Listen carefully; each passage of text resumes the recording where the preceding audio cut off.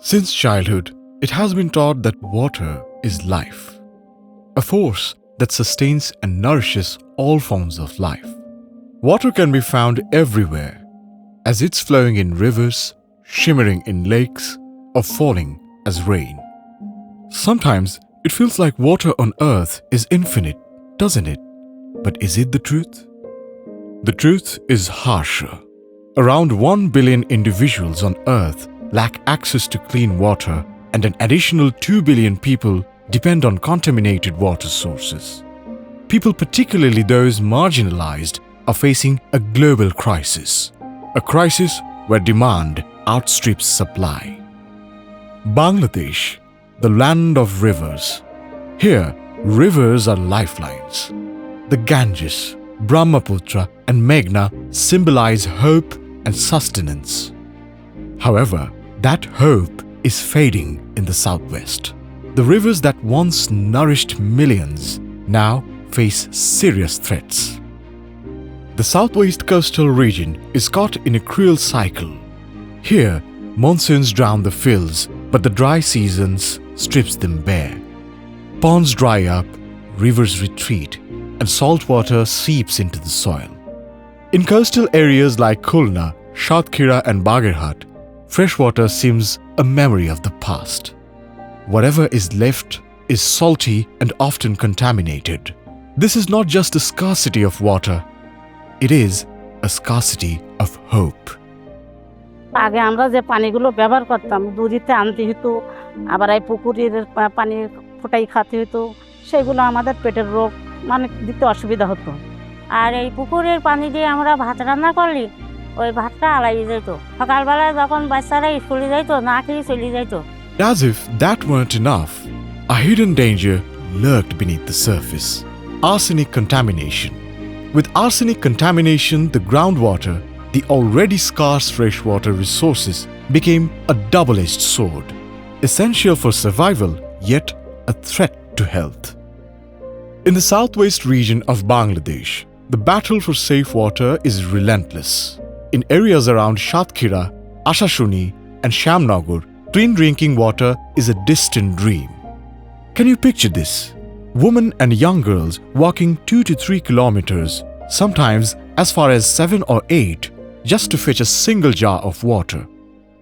This is not an isolated event. This is their daily reality. Even when they return, the water they carry may be poisoned. The salinity in the water damages kidneys and hearts. Arsenic and iron silently destroy their health. Each drop of water is a battle won, and the cost is their health, their future, and their hope. So, in search of better options, some communities have turned to deep tube wells, reaching depths of up to 1,200 feet to access fresh water. While these wells can provide water in areas where other sources are scarce, they come with challenges. Installation requires careful hydrogeological studies to ensure aquifers are available, and regular maintenance and testing are critical to address risks like arsenic contamination. Despite these considerations, when implemented thoughtfully and managed effectively, deep tube wells remain a viable option for improving water access in coastal regions. আমরা প্রতিদিন 5 kilometre যাওয়া আসা করি। তা আমাদের যদি কাছাকাছি কোনো টারো পয়েন্ট হতো আমরা সবাই উপকৃত হতাম। Similarly, reverse osmosis or RO systems have emerged as a promising technology to provide clean water. However, the high maintenance and electricity costs make them inaccessible to many communities. Additionally, the wastewater produced by these systems, concentrated with salts, iron, and arsenic, can pose an environmental threat if not managed properly. To ensure safe water, it is essential for RO systems to meet established standards. যাদের অনেক doctor দেখাই যে রোগ সারতে পারেনি, এই পানি খাওয়ার পরে অভ্যাস হয়ে গেছে, ফলে এখন আর সেই সব আর ওষুধ লাগে না, যে কারণে মানুষের খুব এর প্রতি একটা আগ্রহ। রাত 9টা 10টা পর্যন্ত আর কি ওই পানি নিয়ে যাচ্ছে। পানি কলটা আমাদের কাছে হওয়াতে আমাদের অনেক সুবিধা হয়েছে।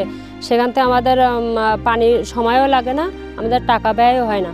সেই টাকাটা আমাদের মনে করেন এই ছাগল পাগল পালন করে আমাদের সন্তানদের লেখাপড়ার খরচ চালায় বা সংসারের খরচ চালায়। The southwest region, where the need is greatest, still lacks sustained support.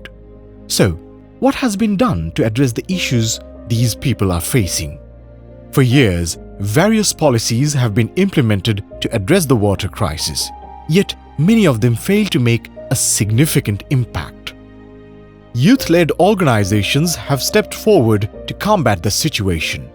Through training, local solutions, and community engagement, they are driving resilience and promoting sustainable water management. However, there is still much that needs to be addressed. আমরা মূলত বিভিন্ন কমিউনিটির মানুষের সাথে আমরা বিভিন্ন ধরনের advocacy করি এবং তাদেরকে সচেতনমূলক বিভিন্ন ধরনের উঠান বৈঠক, লিফলেট বিতরণ সহ নানান ধরনের কার্যক্রম করে থাকি ইউথ অ্যাডাপ্টেশন ফোরাম সাতক্ষীরার পক্ষ থেকে। আর আমাদের ইউথ যারা রয়েছে এদেরকে বিভিন্ন ধরনের প্রশিক্ষণ দেওয়া হয় তাদের ক্যাপাসিটি বিল্ডিংয়ের জন্য, এবং পাশাপাশি বিশেষ করে আমরা রিসেন্টলি সেভ দ্য চিলড্রেন এবং উত্তরণ আমাদের জন্য একটি বড় আয়োজন করে। সেটি হচ্ছে যে ধরেন উপকূলীয় অঞ্চলে যেহেতু আমাদের বসবাস, আমাদের বিশেষ করে ফার্স্ট এইড সহ বিভিন্ন ধরনের ইমার্জেন্সি রেসপন্সের বিভিন্ন ধরনের ট্রেনিংও আমাদেরকে দিয়েছে। However, this part of the country has long been overlooked. Its struggles remain hidden in the shadows, and local efforts alone cannot solve this crisis.